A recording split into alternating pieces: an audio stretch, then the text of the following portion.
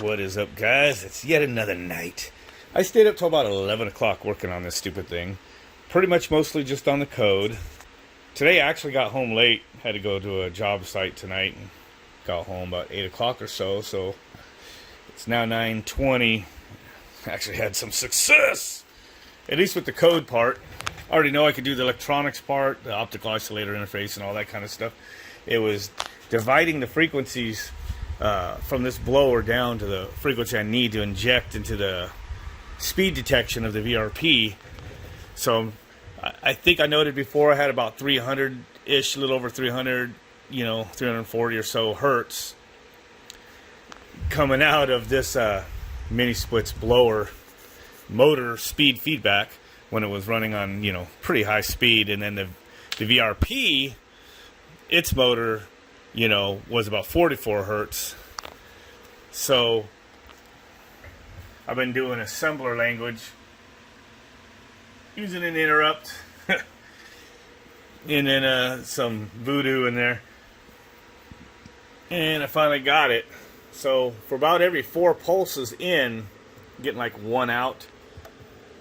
So we got 325 hertz in and about 40 hertz out. There in that pink there. It's probably close enough right there. And so what this is doing, holy shit, this makes your head spin if it's not something you do regularly. So I mess with this assembler language like once every so many years, just enough to make a project like this, right?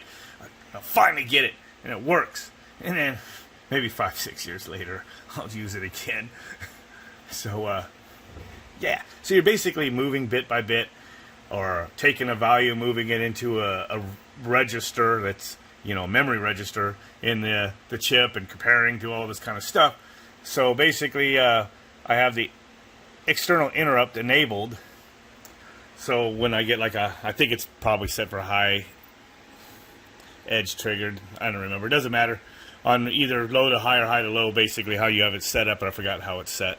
It basically triggers an interrupt. So you go to your interrupt handler, which you pretty much always mostly need to use assembly language for in these damn chips.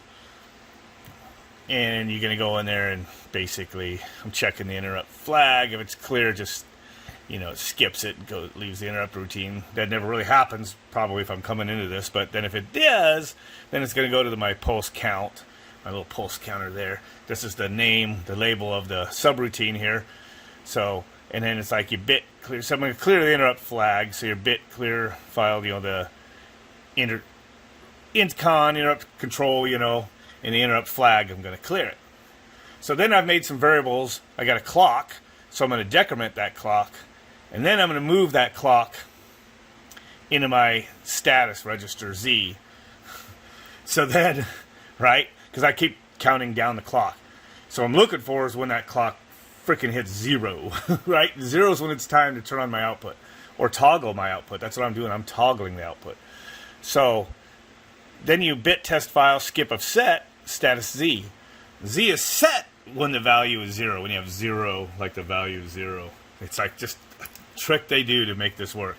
So if it's not 0, basically, like say I'm counting down and now it's down to 2 or 1 or 4 or whatever, then it's going to skip this and go to leave the interrupt 1. When it went through there, it's always going to decrement my variable by 1. So let's say we reach 0. So bit test file skip of set. So I'm skipping the jump point to leave the subroutine if it is set. It's set when the value is 0. I've reached 0. So we're going to skip the leave. Going to come down here, move that value into W. My variable is using a fixed value of this. So it knows what that is when my chip boots it and just powers up. So it's just a fixed number for right now. So where the hell were we, guys? So I'm moving that value 4 into the clock variable, into its register. So I'm just putting 4 into it. It's copied. I'm starting over, right? I went down to 0. So one thing I'm going to do in this subroutine is I'm going to reload my counter back up to 4. So it basically takes 4, 3, 2, 1, 0. Oop. Goes to the another subroutine we haven't got to yet. And then it's going to start over, when it leaves this, it's going to start over with 4 again before it starts counting down. And then after that, then it's going to increment my counter, which isn't really doing anything. I just did that earlier just to watch the counter move. I'm just adding up every time it rolls over. See it going 0 to 255 on the bottom, saying fucka. And this pulse is just telling me what my value I've set for now, and then my clock is moving too fast. You can't see it. Moving 325 times a second. So we're going to get lost here. So where was I? So we moved in the clock. I increment my counter, which is just for shits and giggles to see something on my display over here. It doesn't have anything to do with my output. And then I'm going to take my value of my toggle. I'm toggling. I'm just trying to toggle a bit. I couldn't figure out how to work with one bit, so I just had a load of byte. That variable's a byte. You can have a byte or a word. You got bits too, but I couldn't. It didn't want to work right here in this assembler, so I just made it as a byte. Fuck it. I'm just gonna always count down. So I'm gonna like move the current value of toggle. It's a variable I'll call toggle into the status register Z again, and then it always moves. Actually, it always goes in the status Z. But whenever you move a file into there, but if it's I'm just testing to see if the value is 0. That's what this did up here too. Moving my clock thing into there, and I'm going to look and see if it was 0 yet. So I'm doing that same thing with toggle. I'm looking for 0. So if it's 0, skip if clear, and this is where you have to brain kind of rattles. So if it's clear, it means it isn't 0. if it's set, it is 0. And then you so if skip if clear, so that means if it's a 0, which means for the Z status is 0, which means it's not 0. We're going to go, skip this. And it's going to go right here to this clear. So I'm going to bit clear file, port B.7. That's that actual output pin that this is reading for pink. Zeros and ones. 0 and 5 volts. And then it's going to decrement toggle, right? So, which was a 0 evidently, right? And then I'm going to leave and do the restoring of the subroutines of the interrupt handler and leave and go back to my regular program. And then the next time, that bit's going to be flipped the other way. So looking at if it's 0 now, then it's going to actually go down to this one. Instead, it's going to bit set port B7. It's going to turn on my output. And then it's going to increment my toggle. So it's kind of some brain twist and shit. But it works. Just moving freaking bits from folders, comparing them. Fuck. Everything is so much easier, in this basic. Because I grew up on the Tandy 1000 or whatever the hell it was called. And it came out in 1982 or something from Radio Shack.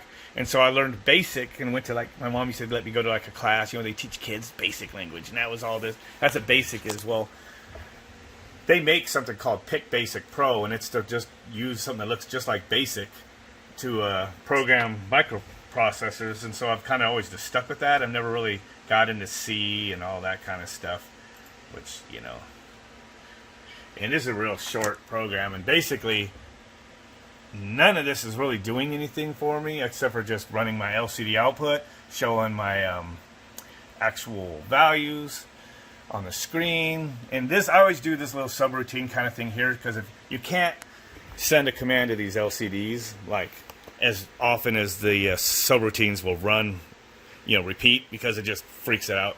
So I always have it skip a bunch of times. So it's actually only going there once every 1,000 times the loop comes around in the subroutine. And you can still see it's, fast as shit, because I think these chips, running 10,000 instructions a second or something, these little cheap $something chips. Not anything like a computer, an Intel chip in your computer, but it's for that kind of stuff.